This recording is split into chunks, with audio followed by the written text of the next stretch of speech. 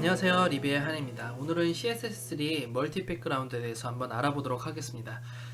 CSS1, 2 같은 경우에는 배경 이미지가 한 요소에 대해서 한 개밖에 들어갈 수가 없었어요. div를 만들면 div 안에는 배경 하나만 들어갈 수가 있었죠.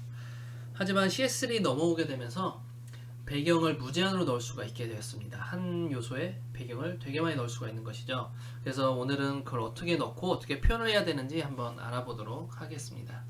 우선은 요소 하나 만들어서 예제를 한번 보도록 할게요. 우선 두 가지를 만들 텐데, 첫 번째로 div 하나 만들고 div의 영역을 하나 만들어서 가로 세로를 넣고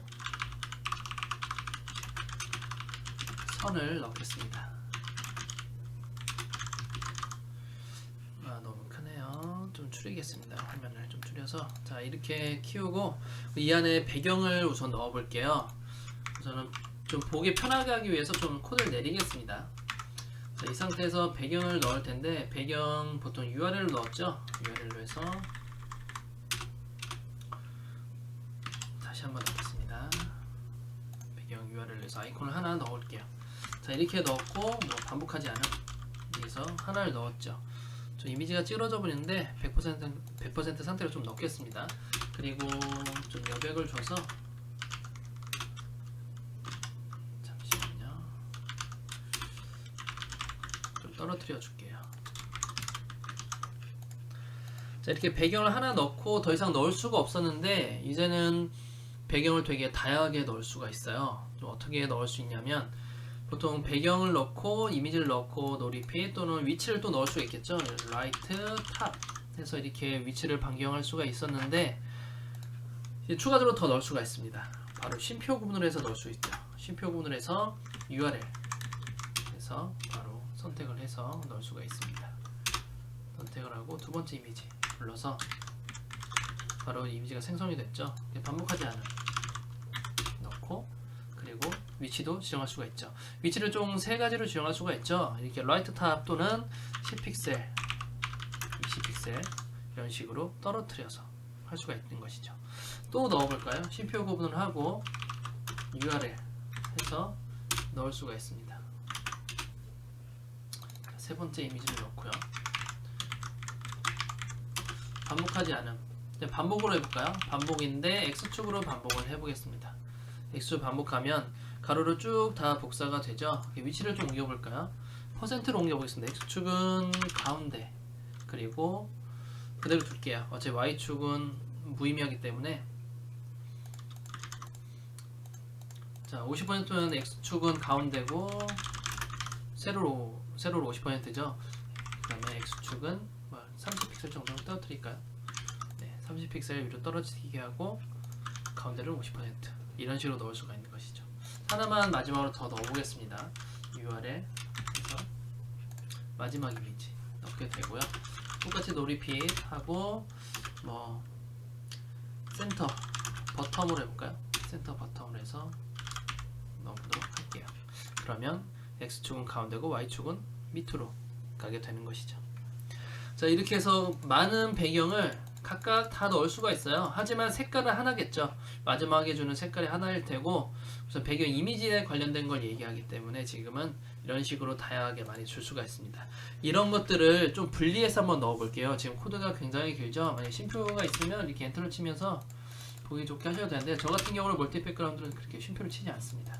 한 줄로 쭉 하지만 좀 이해하시기 편하기 위해서 드렸을까지 해서 이런 식으로 표현이 가능하다는 것이죠. 자, 그러면 두 번째 방법으로 한번 해볼까요? 이거는 P요소를 한번 넣어볼게요. P요소를 만들고 P요소에 똑같이 가로 세로 사이즈를 주겠습니다. 그리고 좀 떨어뜨릴 수 있게 많이까지 줄게요. 자, 이곳에 배경을 넣을 텐데, 이것도 좀 코드를 편하게 하기 위해서 좀 줄내림을 해서 들어갈게요. 자, 배경을 어떻게 넣을 수 있냐면, 우리가 백그라운드 하면 백그라운드 이미지, 백그라운드 리핏 또는 뭐 백그라운드 컬러 또는 백그라운드 뭐 포지션 이렇게 따로따로 분리시켰잖아요. 그래서 이 멀티 백그라운드도 마찬가지로 분리시킬 수가 있습니다. 어떻게 분리시킬지 한번 볼까요?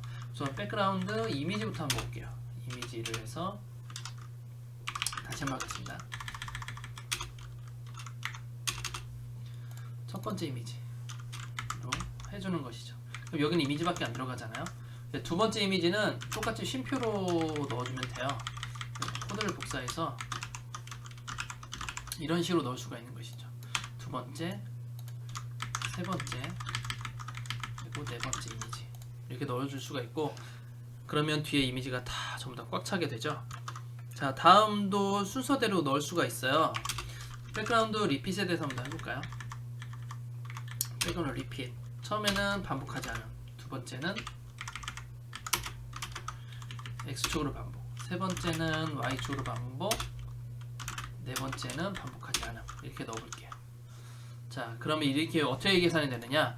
첫 번째 이미지에 대한 속성은 첫 번째 이미지 속성끼리, 두 번째 속성은 두 번째 값끼리, 세 번째는 세 번째 값끼리, 네 번째 값끼리 따로따로 컨트롤할 수가 있어요. 그러면 위치 한번 볼까요? 백그라운드 포지션 해서 하나는 10픽셀 10픽셀, 하나는 라이트 탑, 하나는 라이트 버텀, 하나는 뭐 센터라고 해볼게요. 자, 이런 식으로 표현할 수가 있는 것이죠.